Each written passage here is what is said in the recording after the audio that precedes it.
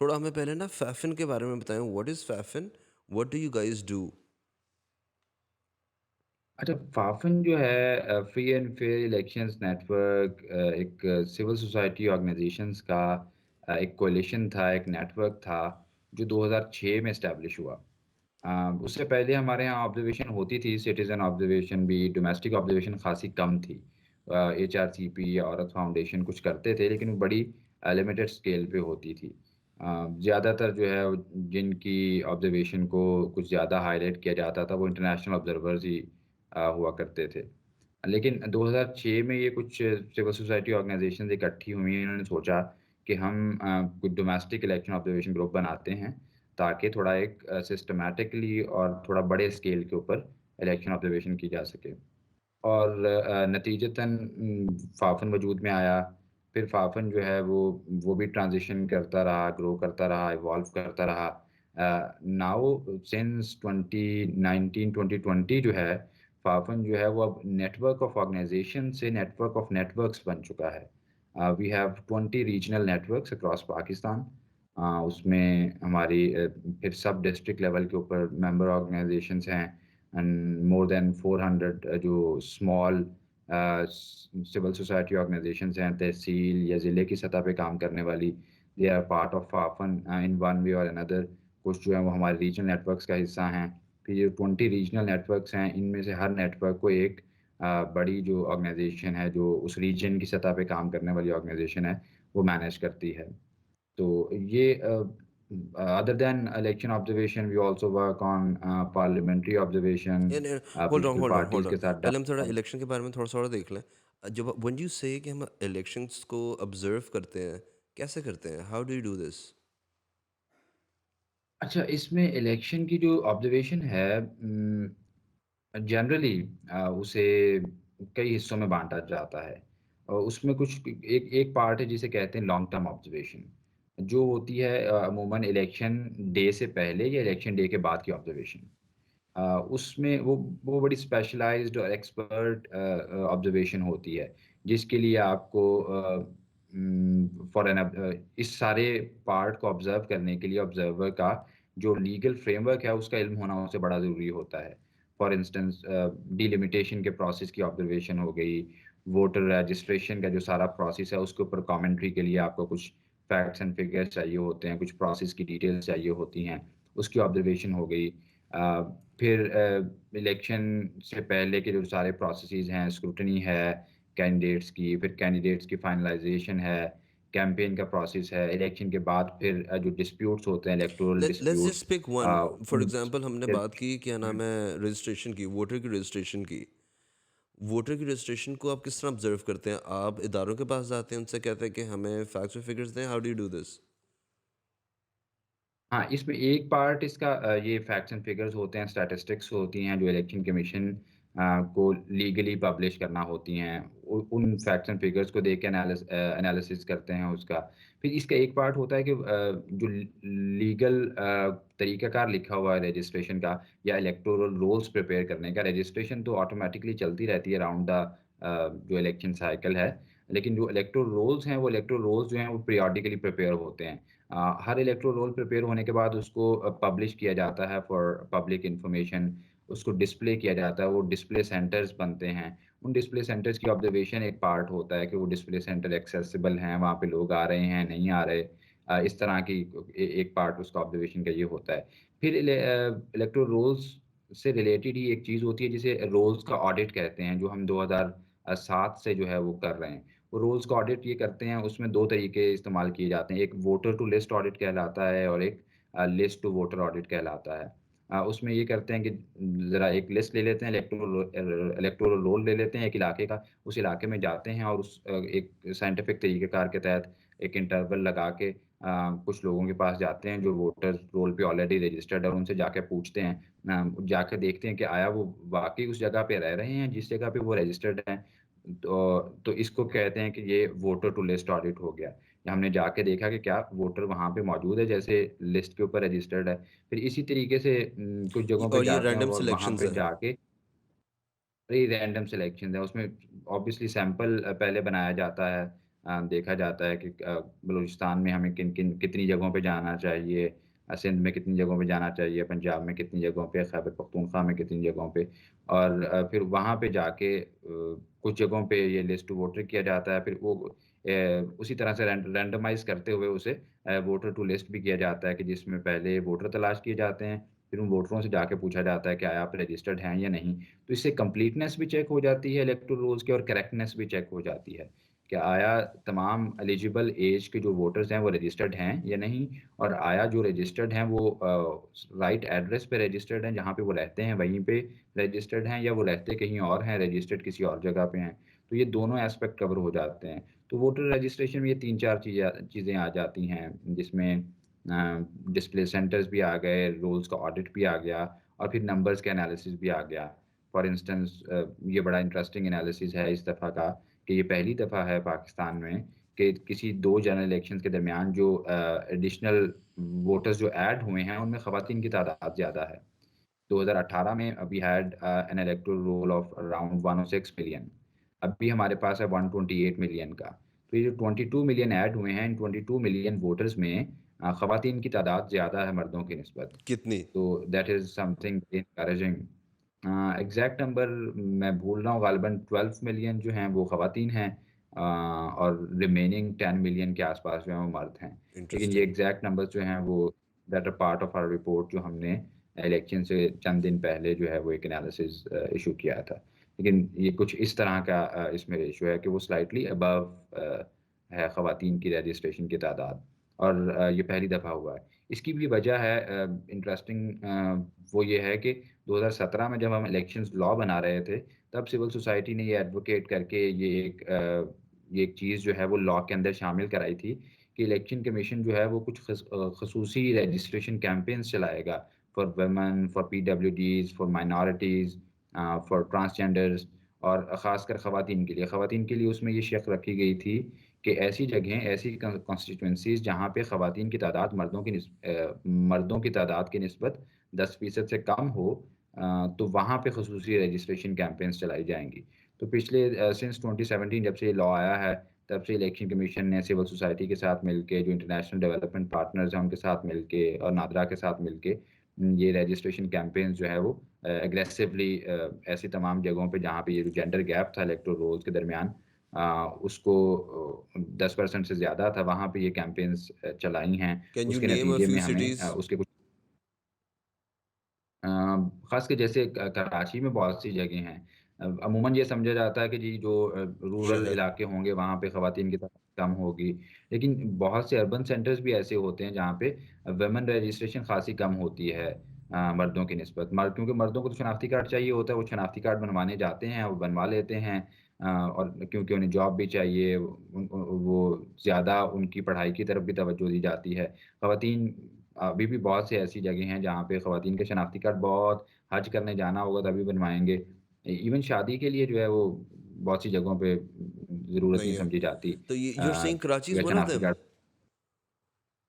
कराची में ऐसे हलके हैं, कराची में ऐसी पॉकेट्स हैं अब कराची इटसेल्फ तो कोई वो नहीं है, डिस्ट्रिक्ट नहीं है, डिस्ट्रिक्ट कराची के अंदर सेंट्रल है, वेस्ट है, ईस्ट है, उनके अंदर फिर जो कॉन्स्टिट्यूएंसीज़ बनी हैं, वो कॉन्स्टिट्यूएंसी लेवल के ऊपर जेंडर गैप जो है वो कराची के कुछ हलके ऐसे ग़ालिबन अभी भी ऐसे होंगे, एग्ज़ैक्ट जो लेटेस्ट नंबर्स हैं वो कॉन्स्टिट्यूएंसीज़ के एनालिसिस के वो मेरे पास नहीं है। उसकी भी वजह है कि वो इलेक्शन कमीशन ने पिछले तकरीबन 1.5 साल से जो है वो अपडेट नहीं किए। क्योंकि नई डिलिमिटेशंस हो रही थी, न्यू कॉन्स्टिट्यूएंसीज़ बन रही थी। 2022 में एक डिलिमिटेशन हुई, फिर वो क्वैश करके हमें 2023 में एक नई डिलिमिटेशन की तरफ जाना पड़ा क्योंकि नया सेंसस हो गया था।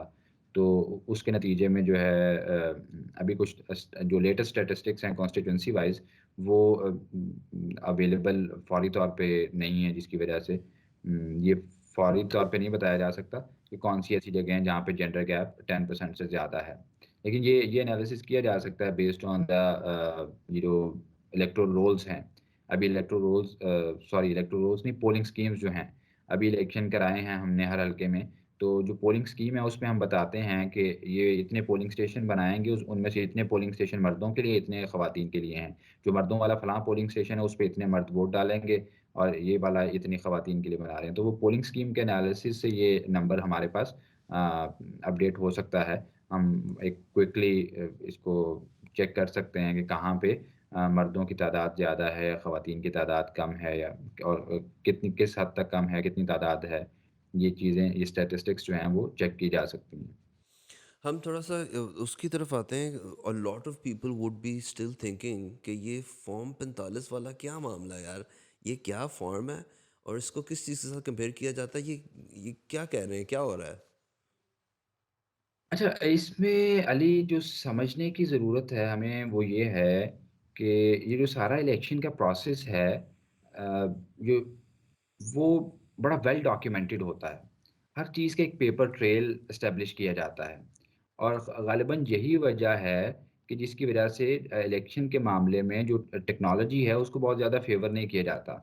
इवन बहुत डेवलप्ड कंट्रीज़ में भी फ़ेवर नहीं किया जाता क्योंकि टेक्नोलॉजी में ये पेपर ट्रेल रखना शायद किसी जगह पे नामुमकिन हो जाता है या मुश्किल हो जाता है। जब मैनुअली करने में वो पेपर ट्रेल ईज़िली मेंटेन हो जाता है और एस्टेब्लिश हो जाता है। उसमें से एक स्टेप जो है वो पोलिंग स्टेशन के लेवल पे जो बैलट्स डाले जा रहे हैं उनको काउंट करके उनका जो रिज़ल्ट ऑफ द काउंट है वो एस्टेब्लिश किया जाता है, उसको फॉर्म 45 कहा जाता है। अब वो वो एक single polling polling station station है, पे ठीक है। एक सिंगल पोलिंग स्टेशन पे। किसी भी नेशनल असेंबली की कॉन्स्टिट्यूएंसी है उसमें 300 साढ़े 300 400 के करीब भी कहीं चले जाते हैं, इतने पोलिंग स्टेशंस बनते हैं।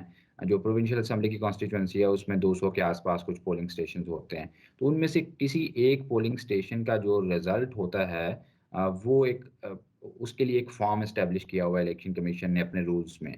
उसको फॉर्म 45 कहते हैं, फॉर्म 45 कहते हैं। उस फॉर्म 45 पे कुछ नंबर्स दिए हैं जो डॉक्यूमेंट इन एनी केस करने होते हैं प्रिजाइडिंग ऑफिसर्स को।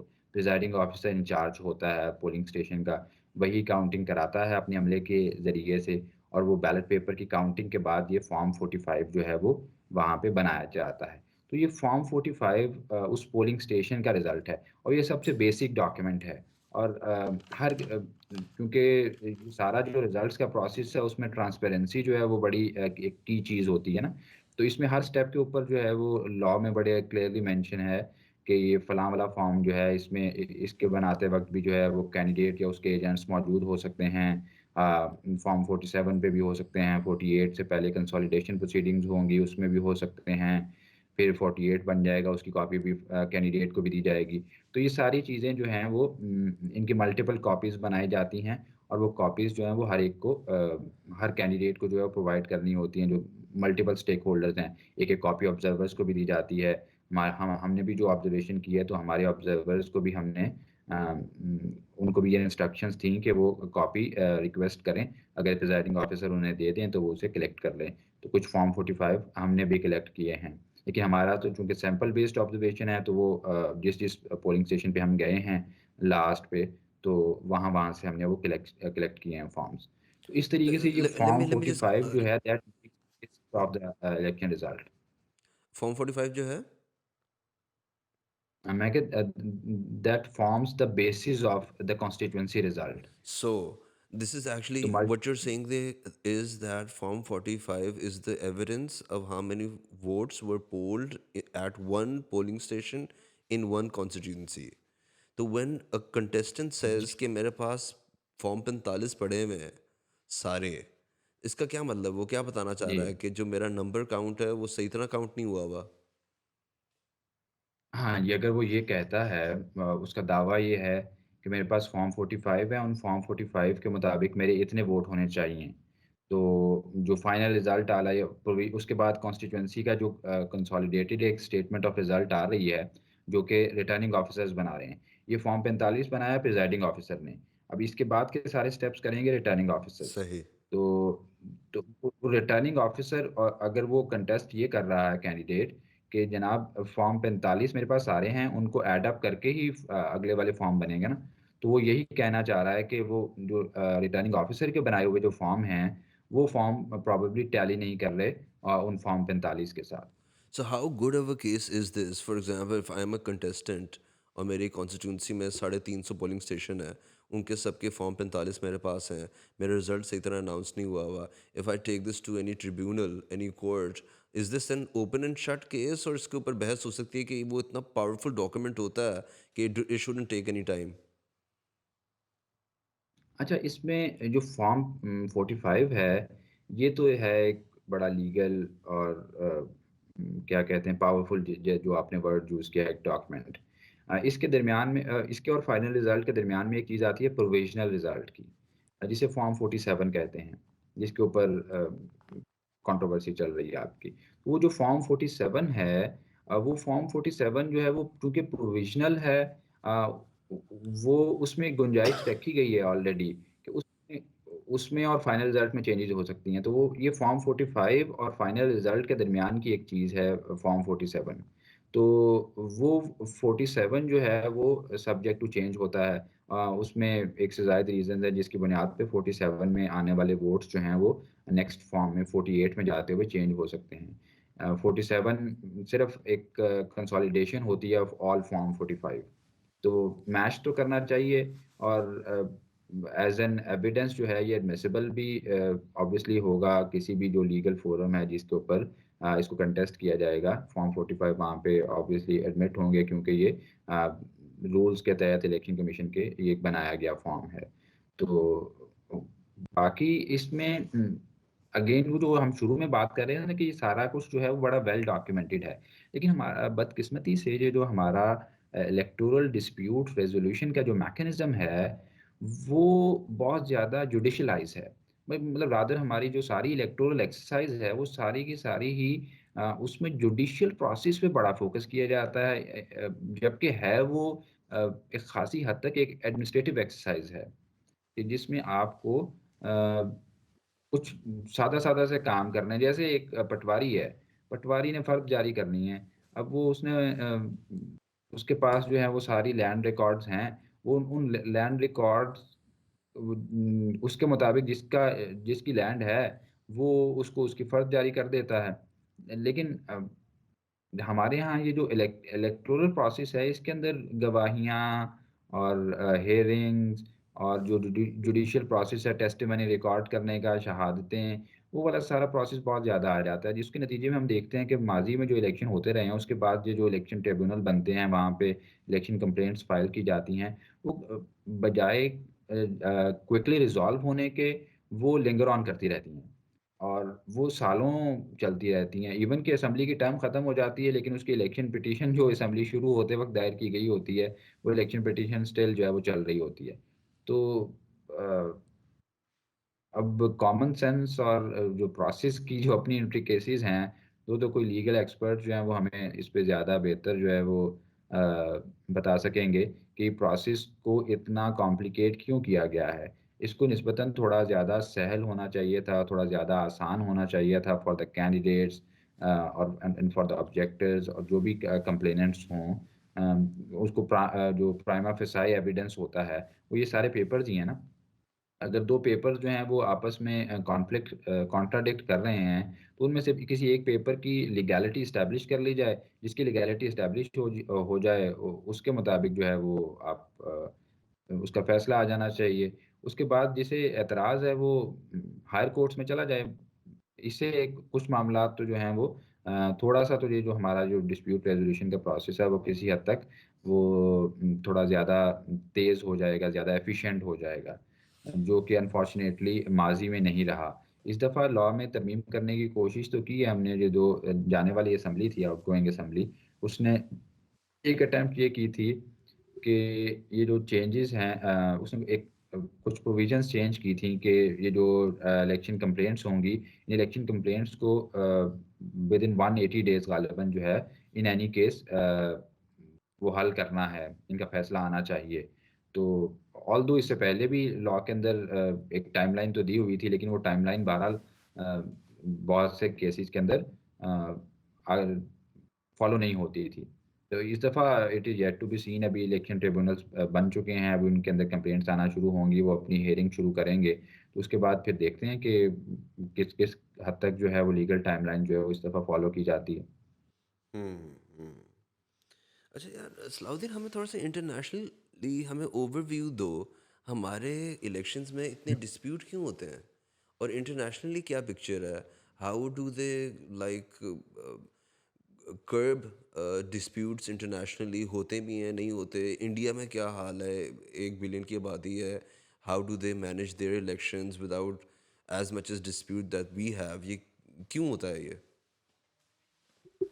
अच्छा, डिस्प्यूट्स का कोई डिस्प्यूट का जो एग्ज़ैक्ट नंबर है वो तो मेरे पास कोई नहीं है। तो मैं ऐसा कोई कंपैरिज़न तो नहीं कर सकता कि हमारे यहाँ डिस्प्यूट ज़्यादा होते हैं या कम होते हैं। नहीं, ये अ, जो इल्ज़ाम लगता ये है जो रिगिंग का, आपने ये रिग्ड है, इलेक्शन रिग हुए हैं, इस तरह का इल्ज़ाम हमने कभी इंडिया में इतना सीरियस लेवल पर या किसी और डेमोक्रेसी में, हाँ, ये हमारे जो यहाँ क्यों लगता है ये? हाँ जी, जो रिज़ल्ट्स की इंटीग्रिटी पे जो क्वेश्चन है, वो हमारे यहाँ बहरहाल आप ठीक कह रहे हैं कि वो तकरीबन ऑलमोस्ट हर इलेक्शन में ही रहा है। एक स 70 के इलेक्शन को कहा जाता है, लेकिन 70 के इलेक्शन के बाद भी जो कुछ हुआ, वो हम सब देख चुके हैं। फिर 71 हो गया था।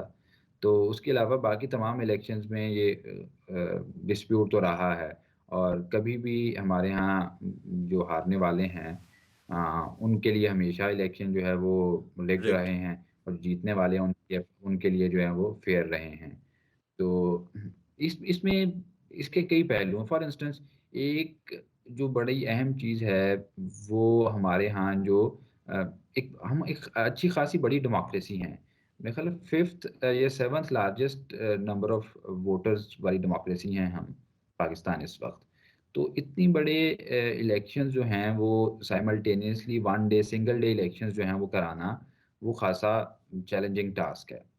और उ उस चैलेंजिंग टास्क के नतीजे में बहुत सी उसमें गड़बड़ें भी हो जाती हैं, चीज़ें ऊपर-नीचे भी होती हैं। तो उ उनको फिर उनको रिज़ॉल्व करने की तरफ भी हमारे यहाँ कम तवज्जो दी जाती है। नतीजतन जो है वो जो रिज़ल्ट्स की इंटीग्रिटी है, वो हमेशा इन क्वेश्चन रही है हमारे यहाँ। तो अभी भी देखें तो इलेक्शन कमीशन को 2017 के बाद से तो बड़ी ख़ासी क्या कहते हैं वाइड रेंजिंग पावर्स जो हैं वो इलेक्शन कमीशन के पास मौजूद हैं कि वो इंटीग्रिटी को इंश्योर करने के लिए अपना कॉन्स्टिट्यूशनल जो उसका मैंडेट है कि इलेक्शंस कराए जाएँ honestly, justly, Fairlie and in accordance with law. तो ये जो 4-5 ये जो चीज़ें जो कॉन्स्टिट्यूशन में बयान की गई हैं, इस कॉन्स्टिट्यूशनल मैंडेट को पूरा करने के लिए लॉ ने उसे ख़ासी ज़्यादा पावर्स दी हैं कि इलेक्शन कमीशन बहुत कुछ कर सकता है। मतलब आप ये स यूँ समझें कि election commission all in all है ड्यूरिंग द इलेक्शन पीरियड। वो प्राइम मिनिस्टर के ऑर्डर को भी जो है वो कर सकता है, रोक सकता है। अ, तो इस तरह की ये जो बहुत ज़्यादा इसके अलावा वो कोई भी ऑर्डर रिव्यू कर सकता है, वो कोई भी पेपर रिव्यू कर सकता है। वो कोई भी किसी भी चीज़ के ऊपर जो है वो कदगन लगा सकता है mobile during the phones election of कर पीरियड। सकता है। मोबाइल फ़ोन ऑफ कर सकता है, ऑफ मोबाइल फ़ोन्स को ऑन करा सकता है। तो लेकिन उसमें बहुत सी मैं बात को इस तरफ लाना चाह रहा था कि ये जो सारी लीगल पावर्स हैं, इन लीगल पावर्स लॉ में तो आ गई हैं, लेटर ऑफ लॉ में तो मौजूद हैं। लेकिन इन लीगल पावर्स का जो इस्तेमाल है, प्रोएक्टिव यूज़ है to protect the integrity of the electoral process as well as of its outcome, ये बड़ा ज़रूरी है। तो इस्तेमाल अभी हमें थोड़ा आहिस्ता-आहिस्ता ये कॉन्फिडेंस आ रहा है कमीशन में। कुछ जगहों पे नज़र आता है हमें। फॉर इंस्टेंस इस दफ़ा जो है वो कैबिनेट मेंबर्स बदल दिए इलेक्शन कमीशन उन्होंने कहा नहीं जी आप हमें पार्टीज़न लगते हैं, आप चले जाएँ। आपकी जगह जो है ना वो कोई और लोग आएँगे। तो आहिस्ता-आहिस्ता ये कॉन्फिडेंस आना शुरू हुआ है, इलेक्शन कमीशन ने अपनी ये पावर्स को एक्सरसाइज़ करना शुरू की है। लेकिन ये मेरा ख़्याल है इसको थोड़ा-सा तेज़ होना चाहिए इस प्रोसेस को ना और इलेक्शन कमीशन को ज़्यादा प्रोएक्टिवली, ज़्यादा कॉन्फिडेंटली, ज़्यादा एफिशिएंटली अपनी उन पावर्स को इस्तेमाल करना चाहिए टू रूल आउट ये जो सारे क्वेश्चन्स आप बता रहे हैं, ये जो सारी कंट्रोवर्सीज़ जो पोस्ट इलेक्शन जनरेट होती हैं इन इन इन सारी कंट्रोवर्सीज़ को रिज़ॉल्व करने के लिए और फॉर इंस्टेंस अभी ये सारे जो मामला है, जो आप जिसकी ज़िक्र कर रहे थे फॉर्म 45 का, फॉर्म 45 और 47 के आपस के ये जो कॉन्ट्रडिक्शंस हैं इनका, बड़ा आसान हल है इसका। इलेक्शन कमीशन ये सारे फॉर्म जो उसके पास आए हैं और जो उसकी कस्टडी में होना चाहिए बाय लॉ इस वक़्त, वो सारे फॉर्म अपनी वेबसाइट पे अपलोड कर दे। लीगल डेडलाइन है उसकी 14 दिन के अंदर उसने करने हैं। फरवरी 8 को इलेक्शन हुआ, फरवरी 22 तक जो है ये सारे फॉर्म्स इलेक्शन कमीशन की वेबसाइट पे बाय लॉ होने चाहिए थे। आज फरवरी 27 है। There is still no form on the election website except form 47 कोई फॉर्म 45 नहीं आया। तो हो सकता है बहुत सी जगह होंगी जहाँ से शायद ना पहुँच पाए हों। जहाँ पे इंटरनेट बड़ा स्लो हो। लेकिन प्रोग्रेसिवली तो आप अपलोड किया जा सकता है उसको। तो सिर्फ़ इतनी-सी ट्रांसपेरेंसी दिखाने से ये प्रोसेस के ये जो ऊपर उठने वाली जो उँगलियाँ हैं, वो ख़ासी हद तक नीचे हो जाएँगी। आप अपनी कॉपी दिखा देंगे, ये देखें जी ये कॉपी है, इसकी बुनियाद पे ये फॉर्म 47 बना। अगर उनमें से कुछ कॉपीज़ जो हैं वो मैच नहीं कर रही, नंबर्स मैच नहीं कर रहे, तो उसके अकॉर्डिंगली रिज़ल्ट्स को जो है वो ठीक कर लिया जाए। तो इस तरह के ये एक सिंपल स्टेप है जो कि इलेक्शन कमी जो न ये तो पावर्स भी नहीं, ये तो रिस्पॉन्सिबिलिटी है। ये तो उसे करना था। ये करने से ख़ासी चीज़ें जो हैं वो ख़ासा जो कंट्रोवर्सी है उसको ज़्यादा क्या कहते हैं उसे इन्फॉर्म्ड डिबेट उसके अराउंड जनरेट की जा सकती है। एक ज़िमनी सवाल है, तो वो ये हमारी है यहाँ कि फॉर्म 45 वाला मामला इससे पहले और इलेक्शंस में, पिछले इलेक्शन में पड़ा, कितना पड़ा, क्या डिफरेंस था? जी, जी, पिछले इलेक्शन से ही बुनियादी तौर पे ये गुफ्तगू शुरू हुई, जो फॉर्म 45 को जो पॉपुलर बल्कि पिछले एक भी क्या, इसको हम 2013 से ही समझ लें। 13 में भी तब रिप्रेजेंटेशन ऑफ पीपल्स एक्ट 1976 का गालिबन जो था, उसके तहत इलेक्शंस हुआ करते थे। तो तब ये ये जो पोलिंग स्टेशन का नतीजा था, ये फॉर्म 14 कहलाता था, फॉर्म 14। फिर ये 2017 में जब हमने नया लॉ बनाया, इसमें ये फॉर्म 45 हो गया। तो वो फॉर्म 14 तब भी ये कहते थे हमारे पोलिंग एजेंट को फॉर्म 14 नहीं मिले। तो पिछली दफ़ा ये ज़्यादा शोर मचा के 2018 में जी के फॉर्म ये हमने भी एक एनालिसिस किया। पिछली दफ़ा तो बाद में इलेक्शन कमीशन ने चूँकि ये फॉर्म्स कुछ अरसे बाद अपनी वेबसाइट पे रख दिए थे फॉर्म 45। तो उन सारे फॉर्म 45 जो अवेलेबल था उनका एक हमने एक असेसमेंट की। उस असेसमेंट में समझ आया कि बहुत से फॉर्म 45 ऐसे थे जिनके ऊपर जो है वो सिग्नेचर्स नहीं थे, बहुत सी जो लीगल रिक्वायरमेंट्स थी वो मिसिंग थीं और फिर हमारी ऑब्जर्वेशन से भी निकला कि बहुत सी जगह ऐसी थीं जहाँ पे पोलिंग एजेंट्स को जो है वो फॉर्म 45 नहीं दिए गए थे। काउंटिंग के दौरान ये हम इस तरह की चीज़ें नोट करते हैं, इस इलेक्शन ट्रांसपेरेंसी में, रिलेटेड। तो वो 2018 18 में, में, ठीक इस है। इलेक्शन में भी था, इस इलेक्शन में भी मैं हाँ, ये पूछना चाह इस रहा था कि इलेक्शन में भी ग्रोइंग जो अभी ट्रेंड है हमारी कि इस दफ़ा कर्ब हुआ है, कि ग्रोइंग ट्रेंड था या ज़्यादा हुआ है? नहीं, फॉर्म 45 का मसला अब इस दफ़ा फॉर्म 45 की एक्सेस का मसला नहीं है, सारे कैंडिडेट्स के पास ही हैं। इस दफ़ा मसला ये है कि 45 चूँकि सबके पास आ गए हैं, तो अब वो ये कह रहे हैं कि 45 के मुताबिक नतीजा कुछ और बनता है, 47 में नतीजा कुछ और है। तो इस दफ़ा तो ये वाली चीज़ तो जो उनकी एक्सेस है वो तो बेहतर हो गई। एक्सेस के बाद दूसरा जो मसला है कि उसकी इंटीग्रिटी इन क्वेश्चन आ गई कि क्या अब असल में 45 का भी ये मामला है कि 45 की मल्टीपल कॉपीज़ होती हैं जो that come out of a polling polling station. Station. एक कॉपी उसकी वो है हाँ, एक कॉपी उसकी वो है जो प्रिजाइडिंग ऑफ़िसर ने रिटर्निंग ऑफ़िसर को पहुँचाई। एक कॉपी उसकी वो है जो प्रिजाइडिंग ऑफ़िसर ने कैंडिडेट्स को दी या उनके एजेंट्स जो वहाँ पे पोलिंग स्टेशन पे मौजूद थे। एक कॉपी उसकी वो है जो प्रिजाइडिंग ऑफ़िसर ने ऐप के ज़रिए से इलेक्शन कमीशन ने भी अपनी एक ऐप बनाई हुई है। उस ऐप के ज़रिए से वो भेजनी होती है। पिछली दफ़ा जिसे आरटीएस कहा गया था, result transmission system.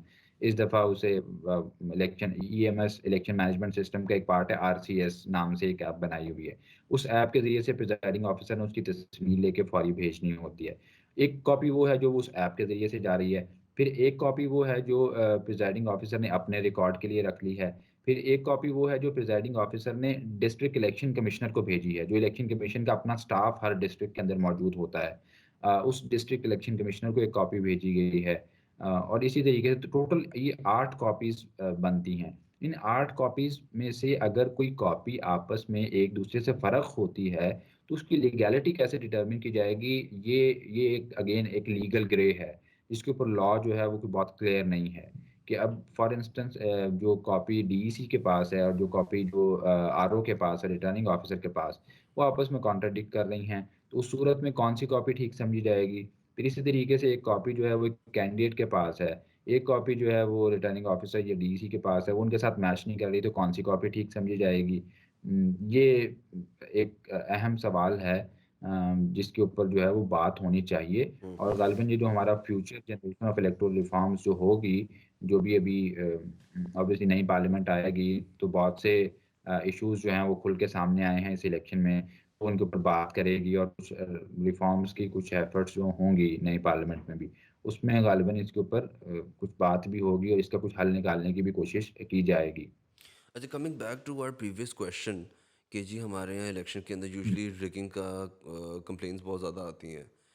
EVMs, electronic voting machines, इसका आने से कोई इसमें बेहतरी आ सकती है, नहीं आ सकती है कि उससे और डिस्प्यूट शुरू हो जाएंगे? What do you think? अच्छा अली अगर आपको याद हो हम इस सारे उससे पहले जो फ़ोन पे गुफ्तगू कर रहे थे उसमें एक हमने बात की थी कि हमारे यहाँ जो रिज़ल्ट्स की अनाउंसमेंट है उसके एज़ अर्ली एज़ पॉसिबल होने से हमारी बहुत ज़्यादा फ़िक्सेशन है। तो उस फ़िक्सेशन के नतीजे में ही कुछ चीज़ें मेरा ख़्याल है ज़्यादा ख़राबी की तरफ जाती हैं। कि हमने पहले तो ये कह दिया जो दो 2017 में तो हमने ये कहा कि फ़ौरी तौर पे रात के 2 बजे नतीजा दें। पोलिंग मुकम्मल करें, 5 बजे पोलिंग मुकम्मल होगी, उसके बाद पोलिंग स्टेशन पे काउंटिंग करें, पोलिंग स्टेशन पे काउंटिंग करने के फ़ौरी बाद जो है वो आरओ को नतीजा पहुँचाएँ, आरओ जो है वो प्रोविज़नल रिज़ल्ट्स रात ये को 2 ये बजे ये देखें। रिजल्ट का टाइम कौन फिर डिसाइड करता है कि इतने बजे आना ये चाहिए लॉ में रिजल्ट? लिखा ये लॉ में लॉ लिखा में है। लिखा हुआ है। पार्लियामेंट ने डिसाइड किया पार्लियामेंट है। ने डिसाइड किया हाँ जी, है। पार्लियामेंट हम्म। पार्लियामेंट ने लिखा था 2017 में लॉ में, parliamentary committee on electoral reforms बनी थी, जिसमें हमारे जो प्रेज़िडेंट साहब हैं, आरिफ अलवी साहब, ये भी शरीक थे, सारी पार्टीज़ थी इसमें। ऑल पार्टीज़ कमेटी थी और सारी पार्टियों ने जो है वो मुतफ़िक़्क़ा तौर पे मतलब ये एक हमारी पार्लियामेंट्री हिस्ट्री का एक बड़ा क्या कह लें कि एक पॉज़िटिव डेवलपमेंट थी इलेक्शंस एक्ट 2017 जो थी। सब पार्टीज़ ने के नुमाइंदे उसमें आखिर पे कुछ इख्तिलाफ़ात कुछ सियासत की खातिर जो है वो आखिर पे कुछ वॉकआउट्स वग़ैरह हुए थे, लेकिन इसमें इनपुट जो है वो सारी पार्टीज़ की शामिल है। तो वो वहाँ पे हमने लिख दिया। फिर उसके बाद 2018 में ये नहीं हो सका, वो जिसे हम आरटीएस बैठना कहते हैं, वो सारा कुछ यही था कि 2 बजे तक नतीजा तैयार नहीं हो सका। फिर हमने इस दफ़ा ये सोचा अच्छा 2 बजे तक ना हो, तो ठीक है, 2 बजे तक ऐप के ज़रिए से नहीं पहुँचा तो आप ऐसा करें पोलिंग जो प्रिज़ाइडिंग ऑफ़िसर्स हैं वो फ़ौरी तौर पे जो है वो फ़िज़िकली लेके जाएँ अगर ऐप नहीं चल रही, तो कोशिश करें कि 2 बजे तक आ जाए, 2 बजे नहीं आता तो अगले दिन सुबह 10 बजे तक आ जाए। तो वो भी इस दफ़ा भी हमने देख लिया कि 2 बजे तक तो कोई भी नतीजा नहीं आया था। फिर ऑलमोस्ट गालिबन 3 बजे के करीब जो है वो सेक्रेटरी साहब ने एक प्रेस कॉन्फ्रेंस की थी जिसमें 1-2 नतीजे बता के वो चले गए थे। फिर सुबह 10 बजे तक भी बहुत थोड़े से नताइज आए थे। लेटर इन द डे जो है वो कुछ बहुत मामूली नताइज थे 1% 2% पोलिंग स्टेशन के अवेलेबल थे जो मीडिया स्क्रीन्स के ऊपर भी चल रहे थे। 1% या 2% पोलिंग स्टेशन के ज़्यादा से ज़्यादा 10 से 15% पोलिंग स्टेशन के रिज़ल्ट्स जो हैं वो चल रहे थे, उससे आगे आ ही नहीं रहे थे। तो फिर इलेक्शन कमीशन ने खैर अगले दिन जो है वो मिड डे तक एक डैशबोर्ड बना लिया था जहाँ पे फॉर्म 47 कुछ आना शुरू हुए आहिस्ता-आहिस्ता। फिर 3-4 दिन लगे तो वो कुछ वहाँ पे ख़ासी तादाद में जो है वो रिज़ल्ट्स आ गए। तो ये लॉ में बहरहाल हमने लिखा था। तो बात हम ये कर रहे थे कि हमारी जो फिक्सेशन है with early announcement of results जो है उससे ग़ालिबन चीज़ें ख़राब होती हैं। मिसाल के तौर पे अभी इंडोनेशिया में इलेक्शंस हुए हैं, वो भी हमारे आगे-पीछे ही कहीं हुए हैं। वहाँ पे महीना-महीना जो है वो काउंटिंग चलती रहती है, उसके बाद रिज़ल्ट्स आते हैं जाके। हमारे यहाँ जो है वो हम चाहते हैं कि पोलिंग मुकम्मल होने के चंद घंटों के अंदर रिज़ल्ट्स आ जाएँ। तो अ, ये एक लॉजिस्टिकली भी शायद इम्प्रॉबेबल हो जाता है कि आप अंदर वही जो हम बात कर रहे थे कि बहुत से पोलिंग स्टेशंस होते हैं, 350 के करीब पोलिंग स्टेशंस हैं।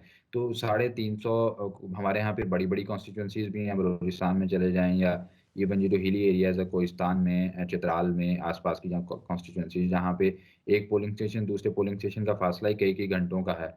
वहाँ पे सारे रिज़ल्ट्स का एक सेंट्रल पॉइंट के ऊपर रिटर्निंग ऑफ़िसर के दफ़्तर में पहुँचना, वहाँ पे रिसीव होना क्योंकि ये वो वैन्स वग़ैरह हायर की होती हैं ईसीपी ने ये सारे रिज़ल्ट्स की ट्रांसपोर्टेशन के लिए।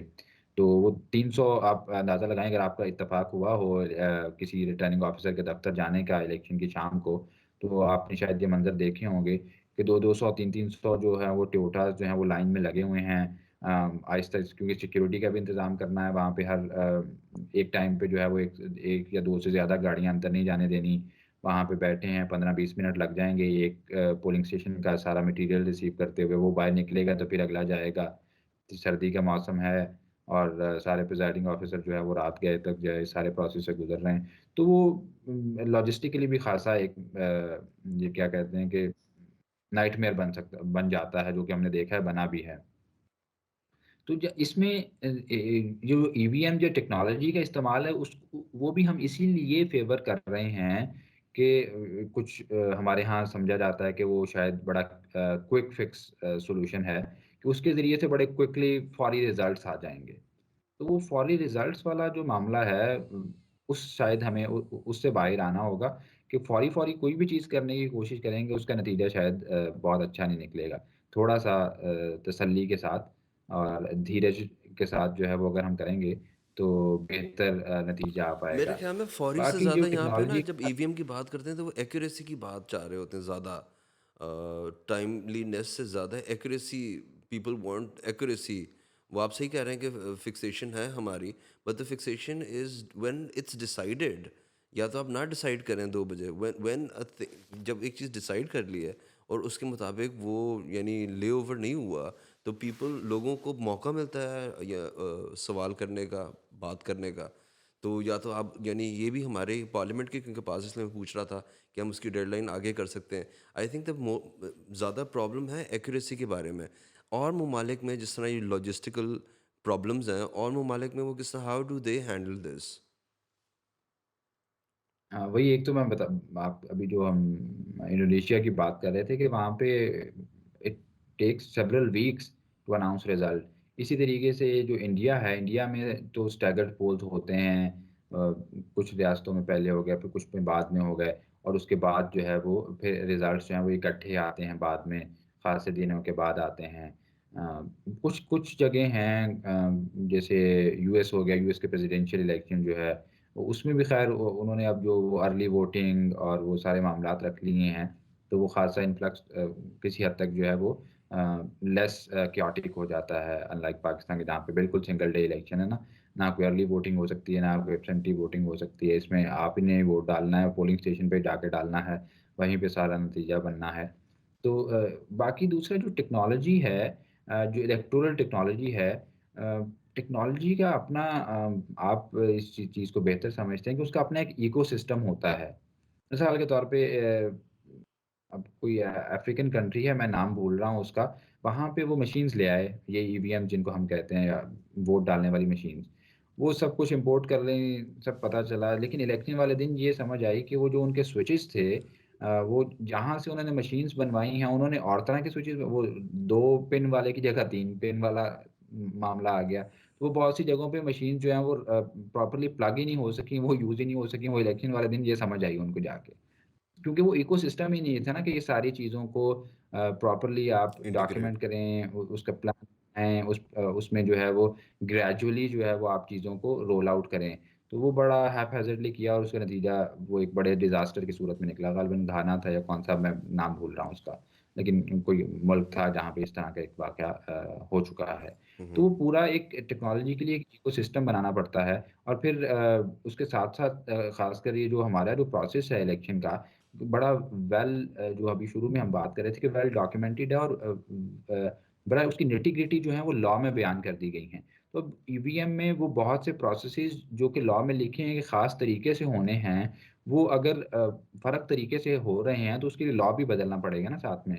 वो कोई वन लाइनर अमेंडमेंट के ज़रिए से आप ईवीएम फौरी नहीं ला सकते कि आप सिंगल लाइन की एक अमेंडमेंट करें उसके नतीजे में ईवीएम आ जाए। उसके लिए एक पूरा लीगल रिव्यू, एक लीगल प्रोसेस जो है वो उसको रीथिंक करना पड़ेगा और उसको लेटर के ऊपर पेपर के ऊपर लाना पड़ेगा कि ये काम इस तरीके से होगा।